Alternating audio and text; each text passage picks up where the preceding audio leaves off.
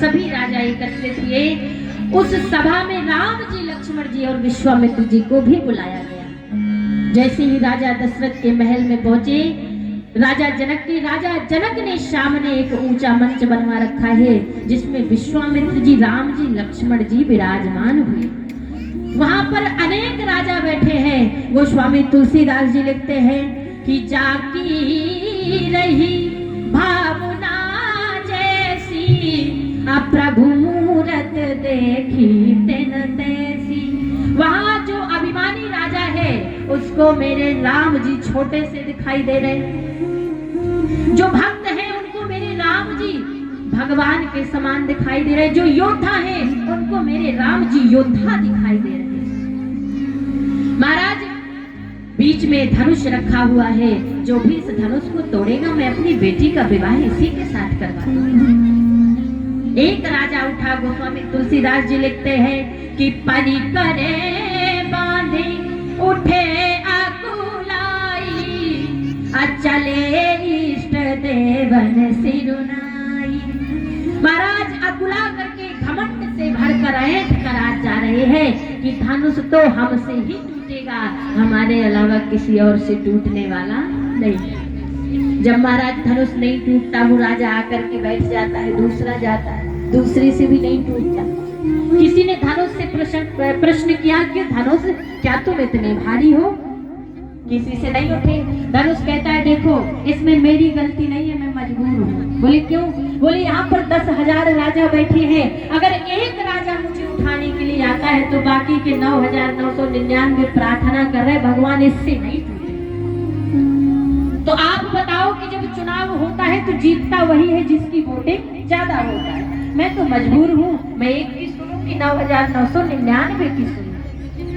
अब भैया जिससे नहीं टूटता वो भी उन 9,999 की गिनती में ही शामिल हो जाता है कि अगर मुझसे नहीं टूटा तो इससे भी नहीं टूटे। अब राजाओं ने मन में विचार किया कि चलो सब लोग एक साथ धनुष को तोड़ दें।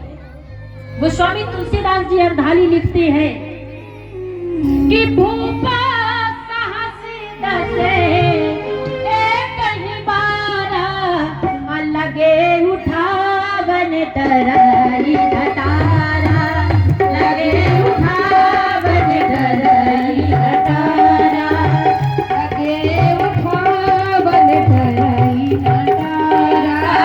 भूप साहस दसे एक ही बारा, लगे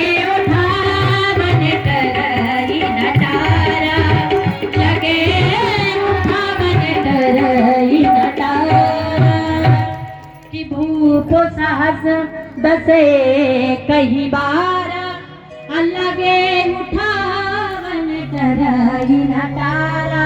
10,000 राजा एक साथ धनुष को उठाने। जब उठाने लगे तो धनुष उठने की कौन कहे, टूटने की कौन कहे? धनुष तो हिल भी नहीं रहा है।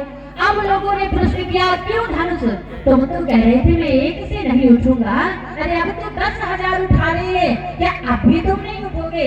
धनुष ने कहा, देखो अगर मैं 10,000 राजाओं से टूट भी गया तो क्या किशोरी जी का विवाह 10,000 राजाओं के साथ हो जाएगा?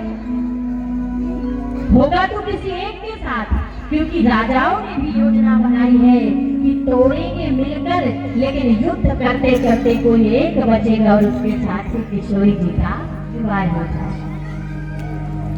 महाराज जब किसी से नहीं टूटा, राजा जनक जी लक्ष्मण जी की ओर देख रहे हैं। देखो राजा जनक ने राम जी की ओर नहीं देखा, लक्ष्मण जी की ओर देखा।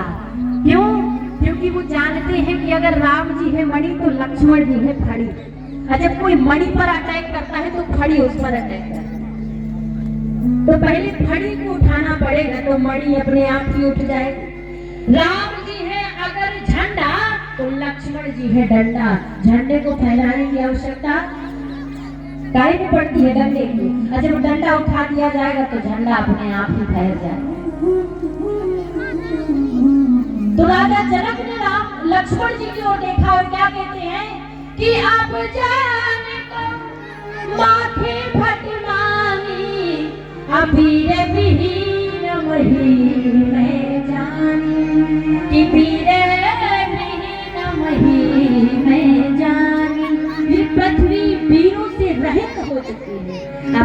दरबार में कोई योद्धा नहीं है।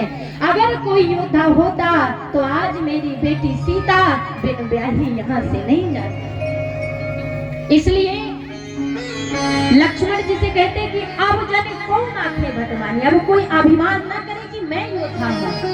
लक्ष्मण जी अपनी भौहें फड़फड़ा रहे हैं। लक्ष्मण जी कहते हैं क्यों ना अभिमान करे, माथे लखन कुटिल भई भौ। लक्ष्मण जी ने कहा अरे हम अभिमान करेंगे। खड़े होकर कहते हैं राजा जनक, आप भूल रहे हैं कि इस सभा में मेरे बड़े भैया श्री राम जी बैठे, इसलिए मैं इस धनुष की बात नहीं करता। अगर मेरे बड़े भैया राम का आदेश हो जाए तो जो तुम्हारे अनुशासन पाऊं, तो हे प्रभु कंधों के लिए मैं ब्रह्मांड उठाऊं, कंधों के लिए मैं ब्रह्मांड उठाऊं।